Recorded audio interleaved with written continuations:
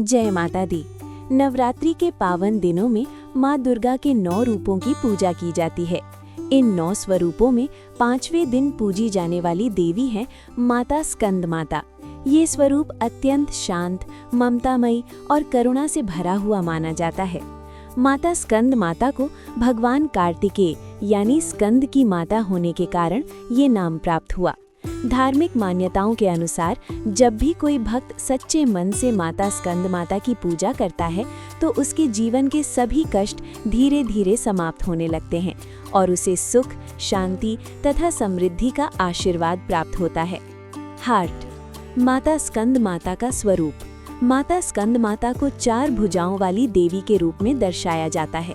उनकी गोद में बाल स्वरूप में भगवान स्कंद विराजमान रहते हैं। माता कमल के आसन पर बैठी होती हैं, इसलिए इन्हें पद्मासना देवी भी कहा जाता है। उनके एक हाथ में कमल का पुष्प होता है, दूसरे हाथ में भी कमल होता है। एक हाथ में वे अपने पुत्र स्कंद को धारण करती हैं और चौथे हाथ से भक्तों को आशीर्वाद देती हैं। उनका ये स्वरूप भक्तों को ये संदेश देता है कि जो भी व्यक्ति भक्ति और विश्वास के साथ माता की शरण में आता है, उसे माता अपने बच्ची की तरह अपनाती हैं। स्क्रोल व्रत कथा। बहुत समय की बात है, एक छोटा सा राज्य था जहां एक राजा और रानी निवास करते थे। दोनों बहुत ही धार्मिक और दयालु स्वभाव के थे, लेकिन उनके जीवन में एक बहुत बड़ी कमी थी। उनके कोई संतान नहीं थी। राजा और रानी ने अनेक पूजा पाठ, यज्ञ और तपस्या की, लेकिन उन्हें संतान का सुख प्राप्त नहीं हो रहा था। धीरे धीरे वे दोनों बहुत दुखी रहने लगे। एक दिन राज्य में एक महान ऋषि आए। राजा ने उनका बहुत आदर सत्कार किया और अपनी पीड़ा उनके सामने रखी। ऋषि ने ध्यान लगाकर कहा, हे राजन, तुम्हारी समस्या का समाधान केवल माता स्कंद माता की कृपा से ही संभव है।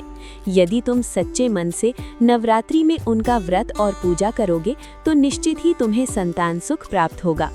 राजा और रानी ने उसी समय से नवरात्रि का व्रत रखने का संकल्प लिया। उन्होंने पूरे नियम और श्रद्धा के साथ माता स्कंद माता की पूजा शुरू की। नवरात्रि के 5वें दिन उन्होंने विशेष रूप से माता स्कंद माता की आराधना की। वे दिन रात माता का ध्यान करते रहे और पूरे मन से प्रार्थना करते रहे। माता उनकी भक्ति से प्रसन्न हुई और एक रात रानी के स्वप्न में प्रकट होकर बोली, हे भक्त, तुम्हारी भक्ति से मैं अत्यंत प्रसन्न हूँ। शीघ्र ही तुम्हारे घर में एक सुंदर संतान का जन्म होगा। कुछ समय बाद रानी ने एक सुंदर और तेजस्वी पुत्र को जन्म दिया। राजा और रानी की खुशी का ठिकाना नहीं रहा। उन्होंने पूरे राज्य में उत्सव मनाया और माता स्कंद माता का धन्यवाद किया। स्क्रोल कथा का संदेश। इस कथा से हमें ये शिक्षा मिलती है कि सच्चे मन से की गई भक्ति कभी व्यर्थ नहीं जाती। माता अपने भक्तों की हर इच्छा पूरी करती हैं। श्रद्धा और विश्वास से किया गया व्रत जीवन बदल सकता है।